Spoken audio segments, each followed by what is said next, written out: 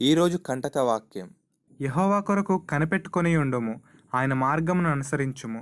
భూమిని స్వతంత్రించుకొనున్నట్లు ఆయన నిన్ను హెచ్చించును.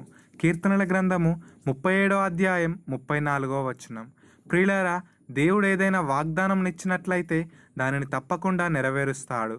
ఆనాడు అబ్రహాముతో దేవుడు, నీవు లేచి నీ దేశం నుండి, నీ బంధువుల యొద్ద నుండి, నీ తండ్రి ఇంట నుండి బయలుదేరి నేను నీకు చూపించు దేశమునకు వెళ్ళుము. నిన్ను గొప్ప జనముగా చేసి నిన్ను ఆశీర్వదించి నీ నామమును గొప్ప చేయుదును. నీవు ఆశీర్వాదముగా నుందువు. నిన్ను ఆశీర్వదించు వారిని ఆశీర్వదించేదను, నిన్ను దూషించు వారిని శపించేదను. భూమి యొక్క సమస్త వంశములు నీ యందు ఆశీర్వదింపబడునని వాగ్దానం చేశాను. ఆయన చేసిన వాగ్దానము ప్రకారముగా దేవుడు అబ్రహామును బహుగా ఆశీర్వదించి ఆయన మూలముగా సమస్త ప్రజలు ఆశీర్వదింపబడులాగున యేసయ్యను తన వంశంలో జన్మింపజేసెను. యేసయ్య కలువరి శిలువలో చిందించిన రక్తము మూలముగా ఆయన యందు విశ్వాసముంచడం వలన మనమందరము ఆశీర్వదింపబడి ఉన్నాము. అలాగే దేవుడు దావీదు భక్తుని గురించి కూడా నాతాను ప్రవక్త ద్వారా ఈ మాటలను సెలవిస్తున్నాడు.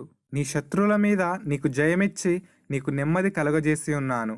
మరియు యెహోవానగు నేను నీకు తెలియజేయునదేమనగా, నేను నీకు సంతానము కలగజేయుదును. నీ దినములు సంపూర్ణములగునప్పుడు నీవు నీ పితరులతో కూడా నిద్రించిన తరువాత నీ గర్భంలో నుండి వచ్చిన నీ సంతతిని హెచ్చించి రాజ్యమును అతనికి స్థిరపరిచెదను. అతడు నా నామఘనత కొరకు ఒక మందిరము కట్టించును. అతని రాజ్య సింహాసనమును నేను నిత్యముగా స్థిరపరిచెదను. నేను అతనికి తండ్రినయ్యుందును, అతడు నాకు కుమారుడయ్యుండును. అతడు పాపము చేసిన ఎడల నరుల దండముతోనూ మనుషులకు తగులు దెబ్బలతోనూ అతని శిక్షింతును గాని, నిన్ను స్థాపించుటకై నేను కొట్టివేసిన సౌలునకు నా కృప దూరమైనట్లు అతనికి నా కృప దూరము చేయను.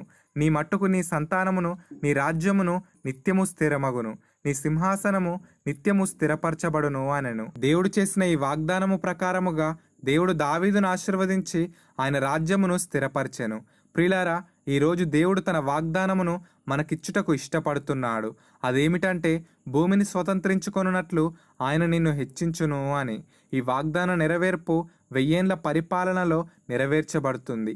ఎవరైతే దేవుని కొరకు కనిపెట్టుకొని దేవుని మార్గమును అనుసరించి జీవిస్తారో వారిని దేవుడు 1000 ఏండ్ల పాలనలో రాజులనుగా నియమిస్తాడు. ఆయనతో పాటుగా మనం కూడా 1000 ఏండ్లు పరిపాలన చేయాలంటే మనం ఆయన మార్గంలో నడిచేవారమై ఉండాలి.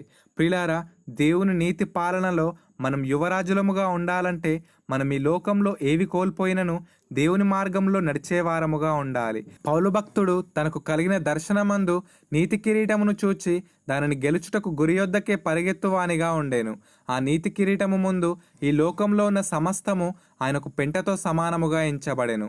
ప్రియులారా, దేవుడు మన కొరకు కూడా అనేక ఆశీర్వాదాలను దాచి ఉంచాడు. మనం ఎప్పుడైతే ఆయనను ప్రేమించి ఆయనతో సహవాసం చేయువారమై ఉంటామో అప్పుడే ఆయన వాటిని మనకు చూపుటకు ఇష్టపడతాడు. మనం దేవునితో సహవాసం చేసి ఆయనతో ఎక్కువ సమయం గడిపినట్లయితే పౌలు వలె మనకు కూడా దేవుడు తోడై ఉండి అనేక ఆశీర్వాదాలతో మనల్ని నింపుతాడు.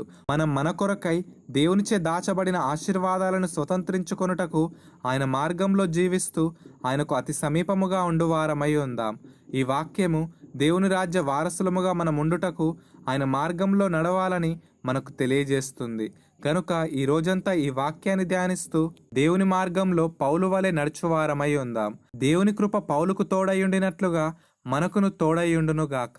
ఆమేన్.